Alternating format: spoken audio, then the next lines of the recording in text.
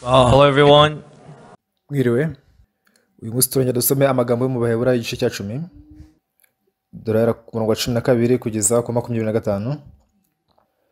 Ariko wa wundi amaze gutamba igitambo kimwe cy'iteka cy'ibyaha yicara iburyo bw'Imana, ahera ubwo arindira igihe abanzi be bazashyirirwa munsi y'ibirenge bye, kuko abezwe batunganishije rwose igitambo kimwe kugeza iteka ryose.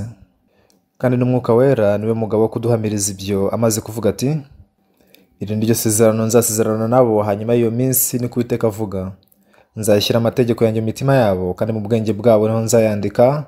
Arongera ati, ibyaha byabo n'ubugome bwabo sinzabyibuka ukundi. Noneho rero ubwo ibyo bibabariwe, ntihakiriho kongera gutamba ibitambo by'ibyaha.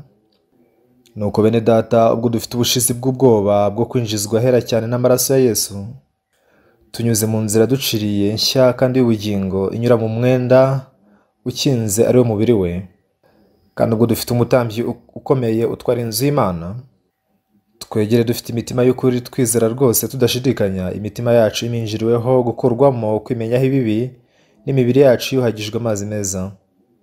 Dukomeze kwatura ibyiringiro byacu tutanyeganyega, kuko uwasezeranije ari uwo kwizerwa. Kandi tujye tuzirikana ubwacu kugira ngo duterane ishyaka ryo gukundana n'iry'imirimo myiza. Twe kwirengagiza guteranira hamwe nk'uko bamwe bajya bagira, ahubwo duhugurane, kandi uko mubonye urya munsi wegera, mube ariko murushaho kugenza mutyo. Dusomye kugarukiriza aho. Mu gihe mbakubwa ubutumwa bwiza, ikintu nishimira cyane nuko nta muntu n'umwe utarigeze akora icyaha mu gihe abantu babaho muri iyi si. Abantu baba bizera Yesu cyangwa se batamwizera, nyuma y'urupfu hari ikuzimu ko ari kudutegereje. Yaba nta kuzimu kubaho nyuma y'urupfu, icyo gihe n'ijoro ntiryakaba ribayeho. Ariko se niba ijoro n'ikuzimu habaho, tuzabasha kujya mu ijoro koko igisabwa n'iki? Mu gihe ibintu nk'ibidasobanutse, usanga abantu babaho ubuzima bwabo bw'umwuka n'undi mu rujijo. Natangiye gusoma Bibiliya ku myaka 19, kugeza ubu nasomye Bibiliya cyane. Mbere ko nakiraga agakiza najyaga nsoma ibitabo mbarankuru cyane. Muri ibyo bihe sinafite ubushobozi bwo kugura ibitabo, rero najyaga ntira ibitabo nkabisoma. Ntekereza ko nasomye ibitabo byose mbarankuru byabaga mu gace kacu ka Samson. Iyo numvaga ko umuntu afite igitabo runaka mu rugo rwabo, naragenda nkamwinginga, nuko nkakimutira nkajya kugisoma. Ibitabo mbarankuru, ifite igitabo mbarankuru cyiza ushobora no kugisoma inshuro imwe cyangwa se ebyiri. Nasomye ibitabo byinshi cyane bishishikaje, nk'ibyitwa kwita ku nkweto cyangwa se Matching to Venus.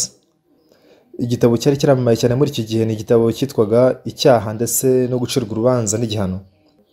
Hari umuntu witwaga Raskolnikov, yabaga mu Burusiya mu mujyi wa St. Petersburg. Aho ngaho icyo gitabo kivuga nanjye narahageze. Umunsi umwe uyu mugabo yaje kwica nyiri iduka, nuko atangira guhigwa n'abapolisi bo mu ibanga. Ubwo nasomaga iki gitabo niyumvagamo ko ari nkanjye warimo guhigwa n'abo bapolisi bo mu ibanga. Cyari gishimishije cyane. Nagisomye inshuro nk'ebyiri cyangwa se 3. Ku nshuro ya gatatu ntabwo nagisomye cyose, najyaga mpitamo ibice bimwe by'ingenzi nkaba ari byo nsoma byonyine. Sinekereza ko ari igitabo nasomye inshuro zirenze 3. Ntabwo nigeze mbara, ariko ntekereza ko igitabo cya Yohana muri Bibiliya cy'ubwacyo nagisomye inshuro zirenze 100. Naragisomye, ndagisoma kenshi cyane. Ariko uko ngisomye kimpindukira gishya. Ahari nukora ko iryo ari ijambo ry'Imana. Ni ijambo ry'Imana ryoroheje, riciriritse, risanzwe, ariko ubusobanuro burimo ni ubusobanuro bwimbitse cyane. Mu mwaka wa 2001 twashinze umuryango tuwita IYF. Mu gihumbi 1995 nagiye mu mujyi wa Los Angeles. Nuko mushiki wa pastor wacu umwe waho aza kunsura, nuko aranyinginga ngo nimite ku muhungu we irera baswe n'ibiyobyabwenge ndetse nagendanaga imbunda. Naribaje nese uko namufasha nte, ariko yaje kunsura ku biro byanjye inshuro 3 zose. Ku nshuro ya gatatu aza yarimo kunyinginga, arimo kurira. Ndibaza nese umuhungu we namufasha nte. Ndamubaza niba yakwemera ko mutwara muri Korea. Aravuga ati nta kibazo rwose wamujyanayo. Uko niko namujyanye muri Korea, turajyana. Naribazaga nese umunyeshuri ko nzamuyobora gute. Yanywaga ibiyobyabwenge byinshi, yambaraga ibipantaro byacikaguritse. Nicyo gihe nibutse inkuru yo muri Yohana igice cya 8 ivuga ku mugore afashwe asambana. Umunsi umwe Yesu arimo kwigishiriza mu rusengero, nuko abafarisi n'abanditsi bamuzanira umugore bafashe asambana. Baramubwira bati, databuja uyu mugore afashwe ari gusambana. Mose yadutegetse mu mategeko kwicisha amabuye abakozi batyo, none urabivugaho iki? Yesu yarunamye atangira kwandikisha urutoki hasi. Nuko arunamuka aravuga ati, udafite icyaha muri mwe n'abari ubanza kumutera ibuye. Hari abantu benshi bari baje aho kugira ngo bamwicishe amabuye, bakimara kumva ijambo rya Yesu bamenye ko nabo ubwo bari abanyabyaha, nuko bagira isoni baragenda. Nuko amaherezo wa mugore asigarana na Yesu wari uhagaze hagati. Yesu abaza wa mugore ati, wa mugore babandi bakuregaga bari he? Ese ntagucireho iteka? Nuko bumbura amaso ye arakebuka hirya no hino, abona nta muntu n'umwe ukihari. Abona amabuye yose bayajugunye hasi. Atangira kwibwira ngo aya mabuye yari kunkubita mu maso akamenagura umutwe, ubona ko mvirirana ndi gupfa. Icyo gihe ashimira Yesu cyane. Yesu aramubaza ati, se abandi bakuregaga bari he? Ese ntagucireho iteka? Ati, ntawe databuja. Nuko Yesu aramubwira ati, nanjye singuciraho iteka, genda ntukongere gukora icyaha. Ubwo uyu mugore yazaga imbere ya Yesu, Yesu aramubwira ngo genda ntukongere gukora icyaha ukundi. Nigishije abagororwa imyaka 10 muri gereza ya Swan ndetse na Dejon. Sinashoboraga kumva imyumvire y'abagororwa baba bari muri gereza. Abagororwa bakoze icyaha rero bakabafunga muri gereza, usanga bababara cyane mu mitima yabo. Iyo yibye cyangwa se agakora ikindi cyaha kindi, bitangira afite icyifuzo gikomeye kizamuka mu mutima we cyo gushaka kwiba. Mu gihe nta mbaraga ufite zo kurwanya ibyo bitekerezo nk'ibyo bizamuka mu mitima yacu, icyifuzo cyo kurarikira gukora icyaha iyo kizamutse mu mutima wawe, usanga kigarurira umutima wawe. Nubwo udashaka gukora icyaha gute kose, birangira wagikoze. Abantu bamwe bajya muri gereza, bamara kurekurwa bakongera bakagaruka mu mwaka umwe n'umwaka wa kabiri. Abandi banyabyaha ruharwa bashobora kugenda akagaruka muri iryo joro. Mu mitima y'abantu bagize icyifuzo cyo kwiba rero batekereza ko batari bufatwe. Uyu mugore yari yasambanye kubera ko irari ryari ryazamutse mu mutima we. Iyo numvise inkuru mba numva itangaje cyane, kubera ko Yesu aho kumwohereza gusa ngo atahe uko yakabaye, yari kwicishwa amabuye, ariko Yesu ubwo yaramukijije. Yesu aramubwira ati, nanjye singuciraho iteka, nuko abona kumwohereza arataha. Ese niki Yesu yamukoreye? Yesu yujuje umutima we amashimwe adashira. Atangira kuvuga ngo iyo ataza kuba ari kubwa Yesu, aya mabuye yari kunkubita mu mutwe, yari kunyikubita mu maso, ubona ko ndi kuvirirana ndi gupfa. Mu gihe yatahaga agiye mu rugo, kuba mbasha gutaha mu rugo nkabasha kuba ndyama kuri uburiri, ibyo ubwabyo byamuteye amashimwe adashira mu mutima we. Bitewe nuko ayo mashimwe yari menshi cyane, bitewe nuko umutima we uruzuyemo amashimwe, umutima we nta mwanya irari ryari kubonamo. Ubwo Yesu yamwohereza akamubwira ati, genda ntukongere gukora icyaha ukundi, ntabwo yapfuye kumubwira atyo gusa, ahubwo umutima yawujujemo amashimwe. Niyo mpamvu nta mwanya wundi mu mutima we irari ryari kubonamo. Hari ibitekerezo biza mu mitima yacu bikatwigarurira, bikuzura imitima yacu. Icyo gitekerezo gitangira gutegeka mu mutima wawe. Umutima wo kugambirira kwiba iyo uje muri wowe, icyifuzo cyo kunywa inzoga iyo kije mu mutima wawe, udashoboye kurwanya ibyo byifuzo ngo bineshe, birangira wibye, birangira unyoye inzoga, bikarangira ubayeho utyo. Ibyo iyo tubitekerejeho, nyuma yo kwakira agakiza umuntu akagombye kwishima, sibyo? Kubera iki? Nanjye ubwanjye nakoze ibyaha byinshi cyane, naribye, narabeshye, nari nzi neza ko nzarimbuka kubera ibyaha byanjye. Ariko umunsi umwe nigeze gusoma Bibiliya, ikintu gishimishije nuko nasanze handitse ko Yesu yogeje ibyaha byanjye byose burundu. Bigitangiye byose ndashobora kubyumva. Muri minsi abantu benshi cyane bajya mu nsengero, ukongerageza kumva kose hari ikintu kimwe ntabasha gusobanukirwa kuri bo. Iyo baza kuba arabizera Yesu, nta muntu umwe utazi ko Yesu yapfira ibyaha byacu ku musaraba. Kumenya ibyo, kumenya ko Yesu yapfira ibyaha byanjye, kandi birivuga ko yapfira ibyaha byacu, ariko unakomeza gutekereza ko bakiri abanyabyaha, ukongerageza kumva kose aho sinabasha kubumva. Yesu yapfuye ku musaraba mu cyimbo cyacu kubw'ibyaha byacu. Bibiliya ivuga ko binyuze mu rupfu rwo ku musaraba ibyaha byacu byose byogejwe. Iki nicyo twaganiriye mu gitabo cy'Abaheburayo, by'umwihariko mu Baheburayo igice cya 10 hasobanuye neza mu buryo burambuye uburyo ibyaha byacu byogejwe. Reka dusure muri Bibiliya nanone, Abaheburayo igice cya 10 n'umurongo wa 10. Uko gushaka kw'Imana niko kwatumye twezwa, tubeshejwe no ku mubiri wa Yesu watambwe rimwe gusa ngo bibe bihagije iteka. Hano birivuga ko kubw'ubushake bw'Imana yapfuye ku musaraba no kweza ibyaha byacu. Niyo mpamvu twogejwe, ibyaha byacu byarejejwe. Yesu yahamwe mu cyimbo cyacu kubera ibyaha byacu. Ikintu gihebuje hano rero nuko n'abantu bangana iki batazi ibingibi nubwo bajya mu nsengero. N'abantu bangana iki batazi ibingibi. Kuva bajya mu rusengero bakagombye kubaza ukuri, siko bimeze? Bibiliya iravuga ngo ko gushaka kw'Imana niko kwatumye twezwa, tubeshejwe no ku mubiri wa Yesu watambwe rimwe gusa ngo bibe bihagije kugeza iteka. ntabwo ibi muri kubibona hano kuri ekara gusa, ahubwo nako byanditswe neza muri Bibiliya. Uko gushaka bivuze ko ari ugushaka kw'Imana binyuze mu rupfu rwe ku musaraba. Bibiliya yanditse ko twejejwe. Kwezwa bivuze kugirwa umukiranutsi. Ibyaha byacu byose byarogejwe.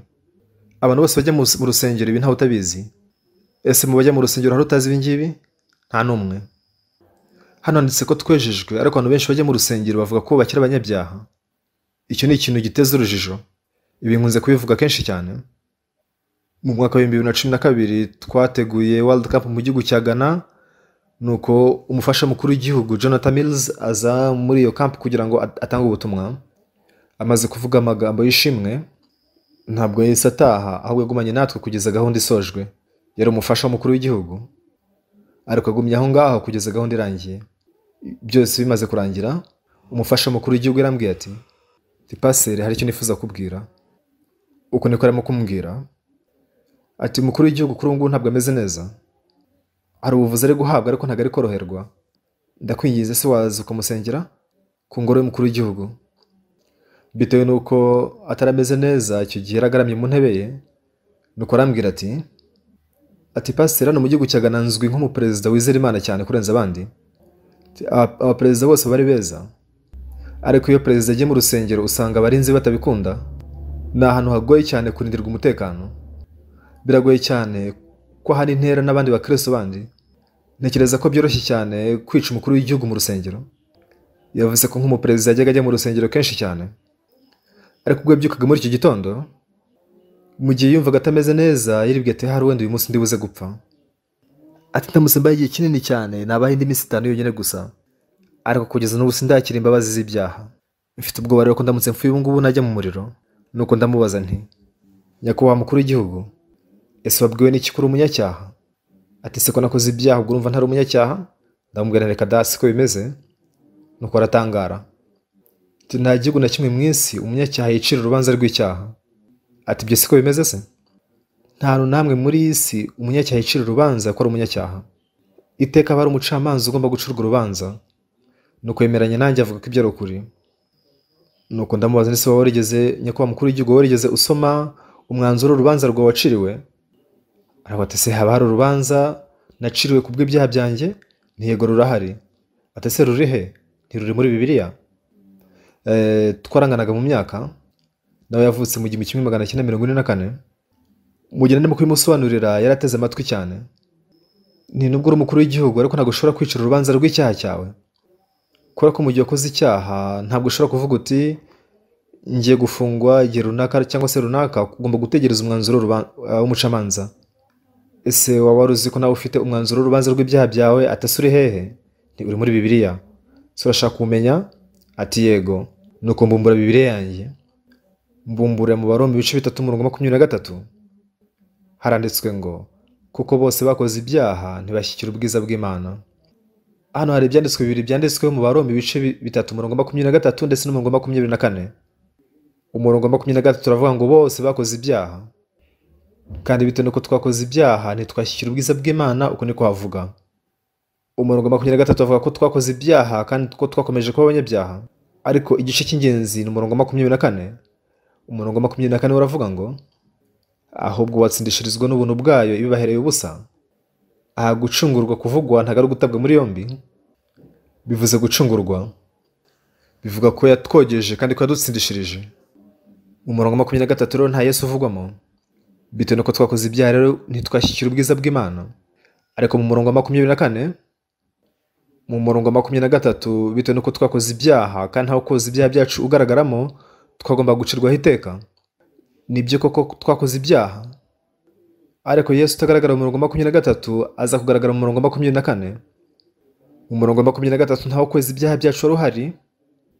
Niyo mpamvu mu murongo 23 twagomba gucirwaho iteka ko ntaho kudukiza ugaragaramo. Ariko mu murongo 24 tubonamo Yesu Kristo.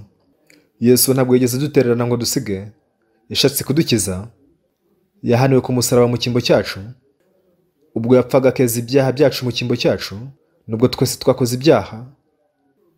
Kubw'ubuntu bwe nta nicyo dukoze, yahamije neza ko twatsindishirijwe kandi ko twejejwe.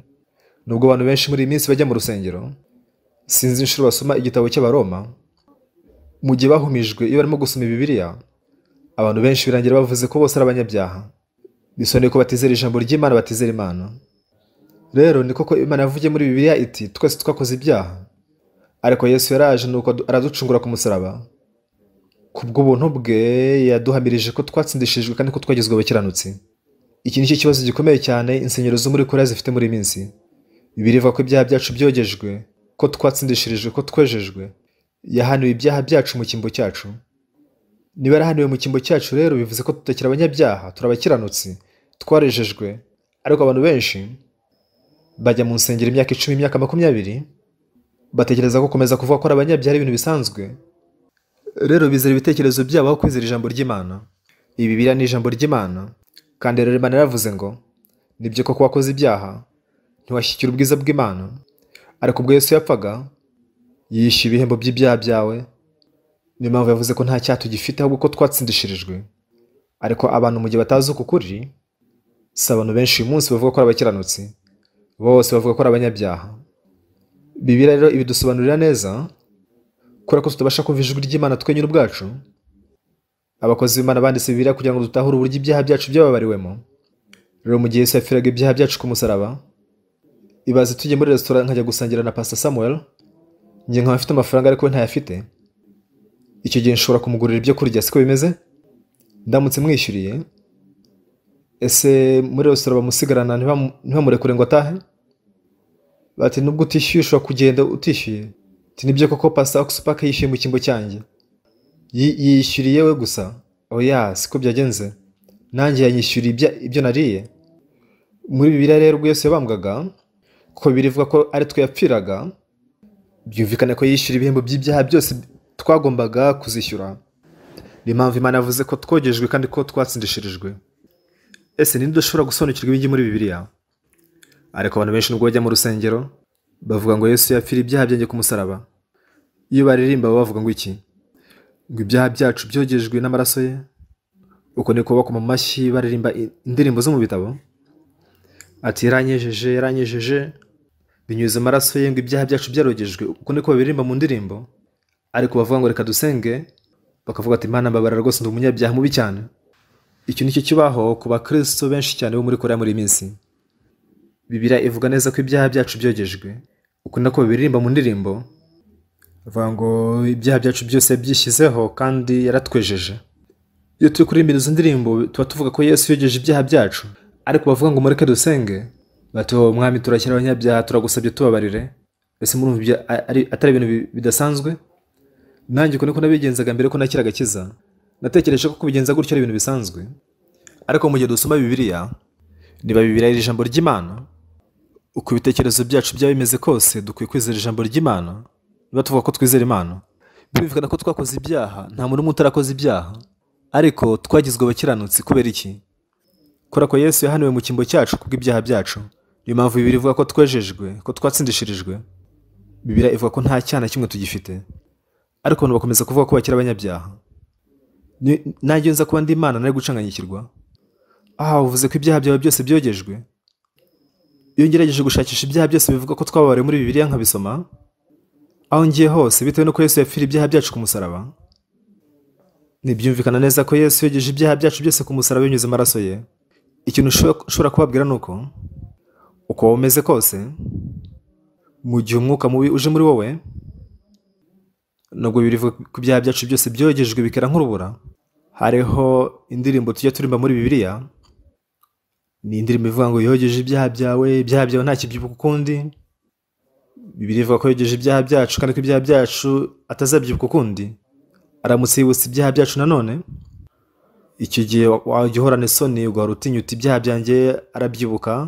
Ariko yavuze ko ibyaha byacu atazabyibuka, ngo ibyaha byacu yarabyogeje kandi nta kibyibuka ukundi. Ibyaha byacu nta kibyibuka ukundi kubera ko yabyejeje bikera nk'urubura. Twaratsindishirijwe. Ibi ntabwo ariko bigenda, ahubwo bavuga ko bagifite ibyaha byabo. Abakristo benshi bavuga ko ibyaha byabo bitarezwa. Kubera iki? Bibiliya ivuga ko ibyaha byacu byogejwe, ariko se kuki uvuga ko wakomeje kuba umunyacyaha? Murumva atari ibintu bitangaje? Natwe kuko twari tubigenza kera, siko bimeze? niyo mpamvu ku bijyanye n'icyo gice igitabo cy'Abaheburayo igice cya 10 hatubwira neza mu gice cya 10 n'umurongo wa 10 uko gushaka kw'Imana ese kwatumye twezwa cyangwa kwatumye dukomeza kuba abanyabyaha. Havuga ko kwatumye twezwa. None se ubwo urera muri abantu bakomeye cyane, kubera ko ujya uvugisha abantu benshi babaza ibyo ngibyo baza kubwira ngo ntago nera rwose, ndanduye, navuga nteko nera, nuzuye ibyaha byinshi. Uko gushaka kw'Imana niko kwatumye twezwa, tubeshejwe n'uko umubiri wa Yesu Kristo watambwe rimwe gusa ngo bibegeje kugeza iteka. Ese handitse ko ibyaha byacu byogejwe cyangwa se ko havuga? Hari abantu bashaka kuvuga ati yego niko handitse, ariko turongera tugacumura nanone. Ese ubwo ushatse kuvuga ko icyaha wongeye gukora cyo Yesu atakejeje? Yesu yogeje ibyaha byawe igice gusa? Yogeje ibyaha byose byera nk'urubura. Reka dukomeze dusome mu murongo wa 10. Hano haranditswe ngo mu murongo wa 11, kandi umutambyi wese ahagarara iminsi yose akora umurimo we, atamba kenshi ibitambo bidahinduka bitabasha iteka kugira ubwo bikuraho ibyaha. Ibitambo byo mu isezerano rya kera ntabwo byashobora gukuraho ibyaha byacu, byezaga icyaha cyacu gusa by'akanya gato. Nicyo cyatumye Yesu atamba igitambo cye ku gicaniro cyo mu ijuru. Ibyaha byacu byarejejwe.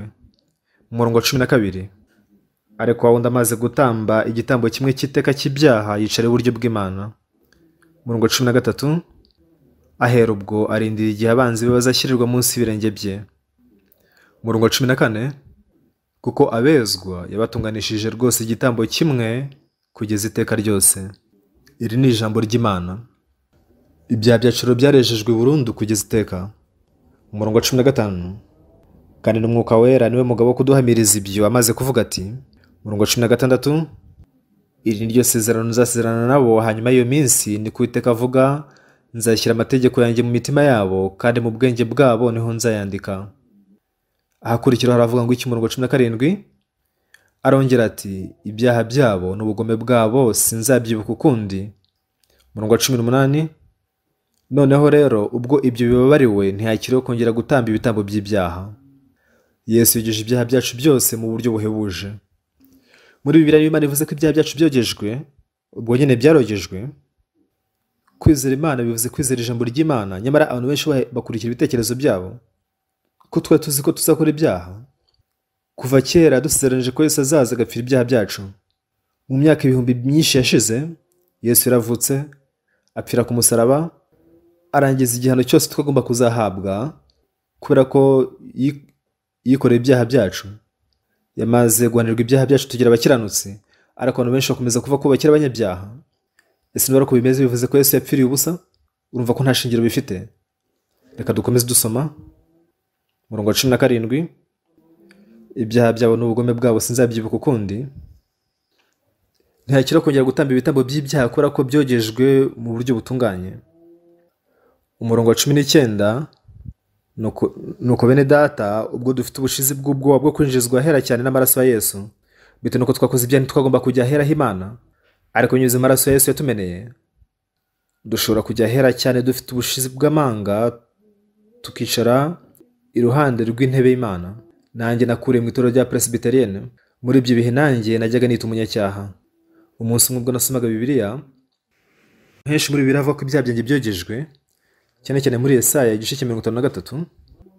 Muri Yesaya igice cya 53 umurongo wa 4 aravuga ngo hano uvugwamo ni Yesu, ngo nukuri intimba zacu nizo yishyizeho, imibabaro yacu niyo yikoreye, ariko twe twamutekereje nk'uwakubiswe n'Imana agahetamishwa n'imibabaro. Umurongo wa 5, nyamara ibicumuro byacu nibyo yacumitiwe, yashenjaguriwe gukiranirwa kwacu. Igihano kiduhesha amahoro cyari kuri we, kandi imibyimba niyo yadukirisha. Twese twayobye nk'intama zizimiye, twese twabaye intatane. Uwiteka amushyiraho gukiranirwa kwacu twese. Gukiranirwa kwacu kose Imana yagushyize kuri Yesu. Uko ni ukuri guhambaye. Ntacyo dusigaranye gukorera ibyaha byacu. Ku kijyanye no kweza ibyaha byacu, Yesu yabikoze mu buryo butunganye. Nuko Imana ivuga ko turi abakiranutsi, ivuga ko turi abera. Ni ibintu bisobanutse kandi byanditswe neza. Bitarangaha gusa, ahubwo n'ahandi henshi muri Bibiliya havuga ibintu bimwe. Ariko abanyamugisha bizera ko ibyaha byabo byogejwe n'amaraso ya Yesu. Ariko abantu benshi bajya mu rusengero uyu munsi, mu gihe bavuga ko Yesu yabapfiriye, bakomeza kwizera ko ari abanyabyaha. ese ubwo bivuze ko Yesu yapfuye akeza ibyaha byacu mu busa? Abo bantu bazarimbuka. Nanjye uko niko najyaga mbigenza, ariko mu gihe nakomezaga gusoma Bibiliya, nibyo koko nari umunyacyaha, ariko mu gihe yapfiraga ku musaraba, birasobanutse neza ko ibyaha byanjye byababariwe binyuze muri we. Rero twashyize iki giterane cyo muri iki gihe cy'imbeho kugira ngo tuganire kuri ibi ngibi. Ibi nibyo maze igihe kinini cyane ndi kuvuga. Gusa ikintu kibabaje ni uko abandi bantu bandi 100% bakomeza guhamya ko ari abanyabyaha, ngo wakoze ibyaha ngo ubwo rero umunyacyaha. Uko niko imyuka mibi ihora ibashuka muri bo, ati nakoze icyaha. Ariko Yesu yabambiye ibyaha byanjye, yahaniwe mu cyimbo cyanjye, kubw'impamvu ndi umukiranutsi, nta cyanyigira, ubu ngubu ndera. Icyo nicyo Yesu akora. Ariko mu gihe bavuze ko ari abanyabyaha, ibyo si ukwizera umusaraba. Reka mbabaze iki kibazo: ese wizera ko ibyaha byawe byogejwe binyuze muri Yesu? Icyo gihe rero uri umuntu wishimye cyane kurenza abandi bose muri iyi si. Imbere y'urupfu, perezida w'igihugu cya Ghana arimo guhinda umushyitsi, ariko ubwo yumvaga ibyo namubwiye, yakira imbabazi z'ibyaha. Nyuma yashize amasaha 4 yitaba Imana. Iyo mbitekerejeho nshimira Imana cyane. Umufasha mukuru w'igihugu cya Ghana yaradushimye cyane. Umwaka ukurikiyeho twongeye gusubirayo nanone, bitewe nuko ari njye muntu wa nyuma wahuye n'umukuru w'igihugu mbere yo kwitaba Imana. Nagiranye ikiganiro n'abanyamakuru benshi cyane, nuko mbasobanurira uburyo bashije kwakira imbabazi z'ibyaha. Iyo mbitekerejeho rero nshimira Imana cyane. Iki ni icyo mbashaka kubwira abantu: impamvu Yesu yapfiriye ku musaraba si kubera indi mpamvu yindi yari yose, ahubwo ni ukubera ibyaha byacu. Rero binyuze mu rupfu rwe, ibyaha byacu byose yabishyizeho iherezo. Iki nicyo Bibiliya itubwira. Abantu benshi bashukwa na Satani bakibwira ko bakiri abanyabyaha, ariko nkuko twize ibingibi uyu munsi, mureke dusubire muri Bibiliya twizere ko ibyaha byacu byogejwe. Icyo gihe uzishima cyane. Uyu munsi tugiye gusoreza hano. Ibi bitaza kuba kubwa Yesu wadupfiriye ku musaraba, twari kubaho tubabazwa n'ibyaha ubuzima bwacu bwose. Ariko mu gihe yapfiraga ibyaha byacu akamena amaraso ye, Bibiliya ivuga ko yatwejeje ibyaha byacu byose. Reka dusenge. Mana Data yera, turagushimye. Twagombaga kuzavumwa tukarimburwa tuzize ibyaha byacu, ariko waraje upfa mu cyimbo cyacu kubw'ibyaha byacu. Wogeje ibyaha byacu byose ugeza nk'urubura. Mana, icyo nicyo wanditse muri Bibiliya. Mana, niba uvuga ko twatsindishirijwe, bivuze ko twatsindishirijwe. Ariko hari abantu benshi cyane bakiboheye mu cyaha. Mu gihe tubwiriza ubutumwa bwiza, ukundira abantu benshi kwakira agakiza babohoke. Ikirenze byose, tugushimiye yuko waduhaye n'imigisha. Turagusabye utwemerere tubwiriza ubutumwa bwiza mu isi yose, kandi twifatanye n'imirimo y'ubutumwa bwiza. Nyagasani, turagushimiye. Dusenze byose twize mu izina rya Yesu. Amen. Turasoreza aha ngaha. Murakoze.